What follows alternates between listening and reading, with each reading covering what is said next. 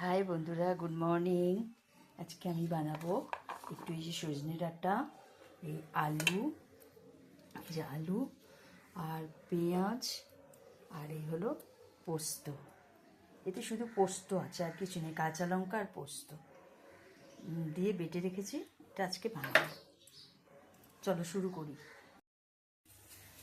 বন্ধুরা, গ্যাসটা ধরিয়ে দিয়ে কড়াইটা বসিয়ে দিয়েছি। এবারে এতে দিয়ে দেব সরিষার তেল।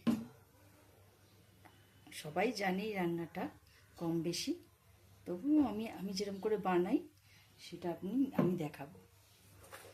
অনেকে আবার নিরামিষ করে, শুধু এই দিয়ে করে, কিন্তু আমি নিরামিষ করছি না, আমি পেঁয়াজ দিয়ে বানাচ্ছি। তেলটা একটু গরম হোক, তেলটা একটু গরম হোক।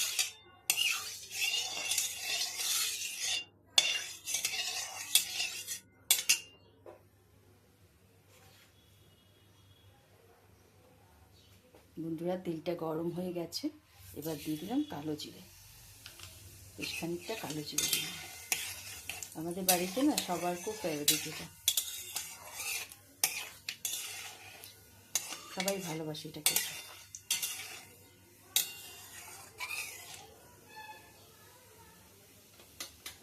এটা একটু ফুটে গেলে কালো জিরেটা, তারপর দিয়ে দেবো একটু পেঁয়াজ।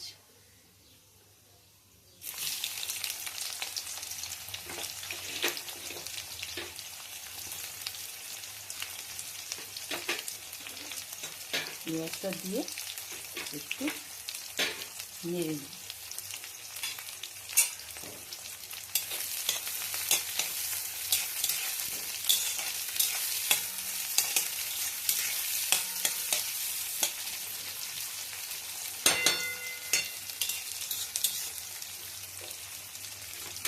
এটা আমি অনেক বানাই, তাই আমি একটু শেয়ার করলাম আজকে।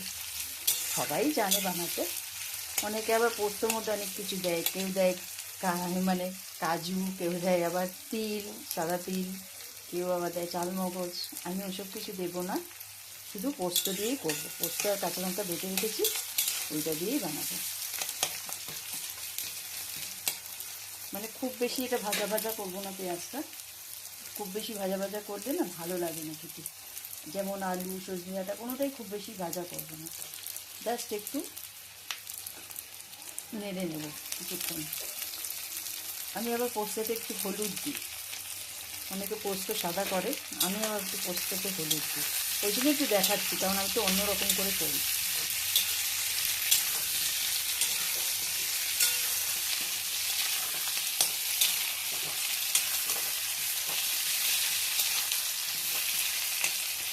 এরপর দেবো সজনে ডাঁটা। বন্ধুরা, হয়ে গেছে আমার আলুটা। এবার দিয়ে দিলাম ডাঁটা।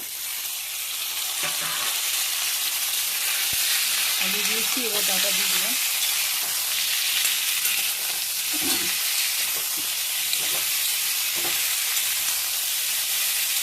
এটা কিন্তু খুব অসাধারণ হচ্ছে।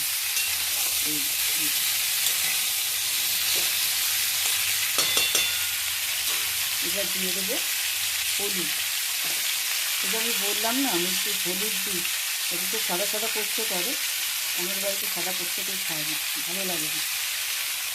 একটু ফুলটাও। আর দিয়ে দিলাম নুন, স্বাদ মতো নুন দিয়ে দিলাম।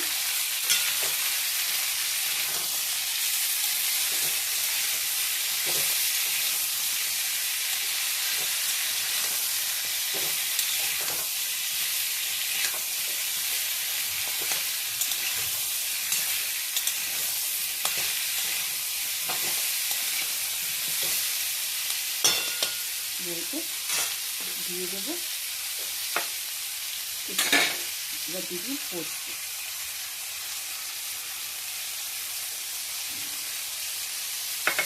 পোস্ত দিয়ে নেড়ে জল দিয়ে ঢাকা দিয়ে রেখে আস্তে আস্তে কমিয়ে দেবো।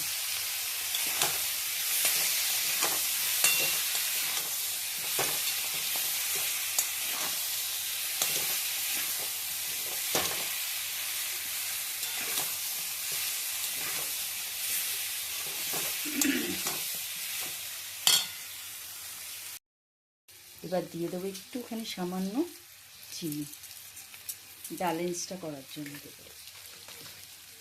একটু চিনি না দিলে না ভালো লাগে না খেতে পোস্তটা।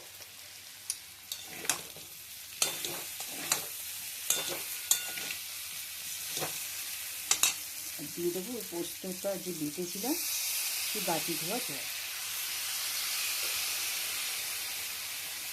আর দিয়ে দিলাম ওপর থেকে কাঁচা লঙ্কা, একটু কাঁচা পাকা লঙ্কা দিলাম, হলুদ লাল দেখতে ভালো লাগবে।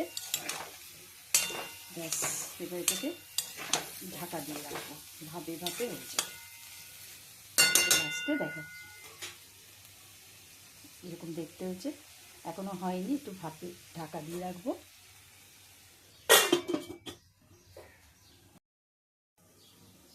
দেখি কতদূর হলো। হয়ে গেছে, হয়ে গেছে আমার পোস্ত।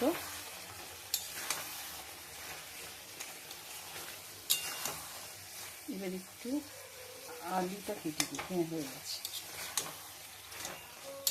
হয়ে গেছে। এবার একটু কাঁচা তেল দেবো।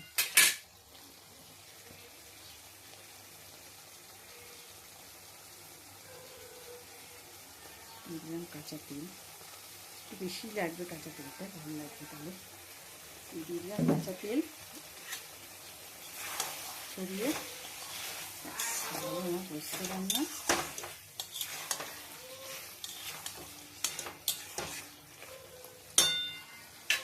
থ্যাংক ইউ বন্ধুরা, দেখার জন্য অনেক ধন্যবাদ। লাইক করো, শেয়ার করো, সাবস্ক্রাইব করো প্লিজ। এই হলো আমার আজকের আলু পোস্ত।